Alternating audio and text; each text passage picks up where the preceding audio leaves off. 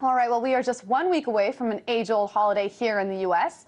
But before families sit down at the dining room table to give thanks and then promptly consume half their body weight in turkey and stuffing, many travelers will need to catch a ride home first, and that usually means a flight. That means the TSA security scanners, and as if to add insult to invasiveness, dozens of those very expensive body scanners are now being shelved. And that's not all the agency is up to.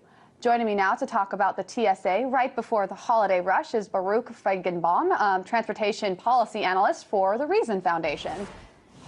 Hey there, Baruch. First thing I want to talk about is the recent news coming out of shelving these body scanners. I know it's about 91 of these body scanners that are worth about $14 million. So what do you make of that? Is this a good or a bad sign?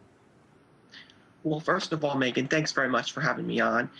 And in some, it's hard to know what to make of it. So they took these scanners out of some of the busiest airports and have basically shelved them for the time and are looking at putting them into smaller airports. So it's good that they're getting them out of the bigger airports, but it's unfortunate that they're really putting them anywhere, in my opinion. And what exactly is the reason behind moving these security scanners? Is it that they're too invasive, or is there some other kind of problem with them? So what has happened is they've gone ahead and gotten some new equipment in that is less evasive. The screeners are actually less evasive in the bigger airports.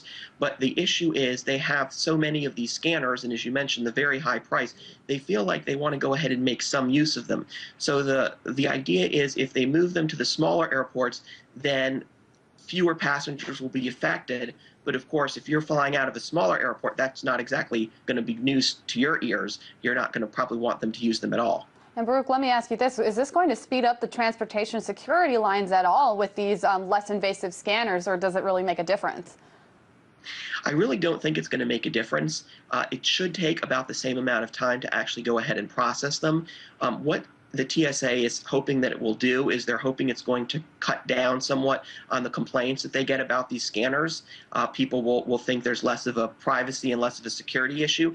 Again, if you're in a big airport, that's true. If you're in a small airport and you previously had a metal detector or something else, it's actually going to be worse for you. So really, depending on where you are, is either a benefit or a negative. Well, and what we do know is that although they have been receiving a lot of criticism, the TSA still has higher approval ratings than our own U.S. Congress, of course. But another concerning development out of the TSA involves the cash that you carry or that you hold on cards.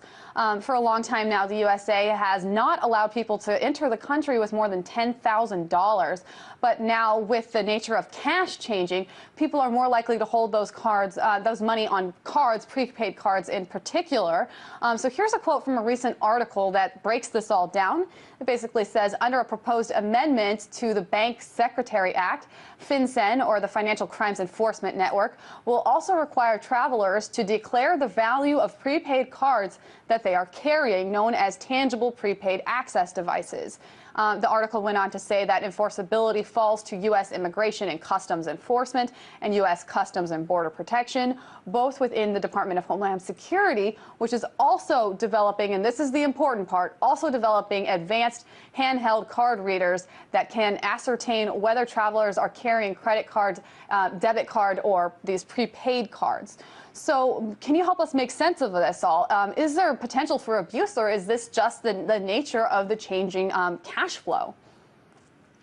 Well, in one way, it is the changing nature of the cash flow. In other way, it does worry me that there's some abuse. We know that some of the airport screening workers and airport security workers have been involved in issues in the past in terms of theft, in terms of taking different devices from customers. And it seems like if you've got a large value on this card, it's going to be very tempting for them to do it. So we would need to make sure that there's procedures in place to make sure that this can't happen.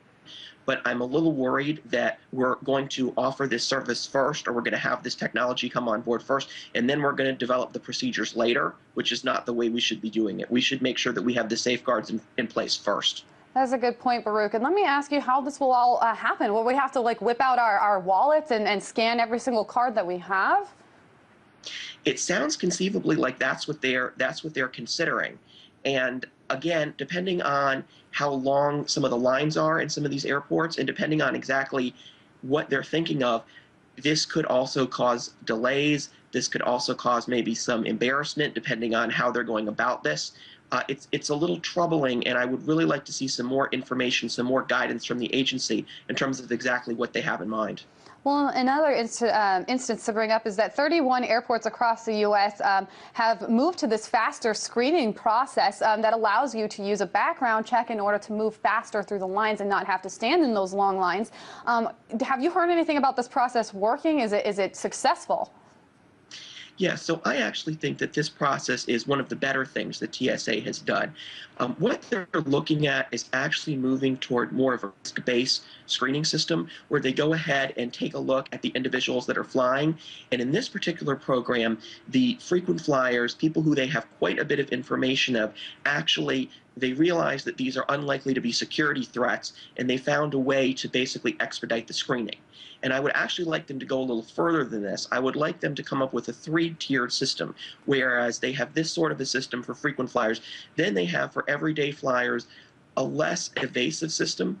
They're still going to have some, they're still going to have security, but the fact of trying to get rid of nail clippers and worrying about things that people could possibly use as threats is a little silly. And then another system that's a little more advanced for people with limited information. Lots of information. We're going to have to see how this plays out over the holiday season. Baruch Feigenbaum, Transportation Policy Analyst for the Reason Foundation. Thank you.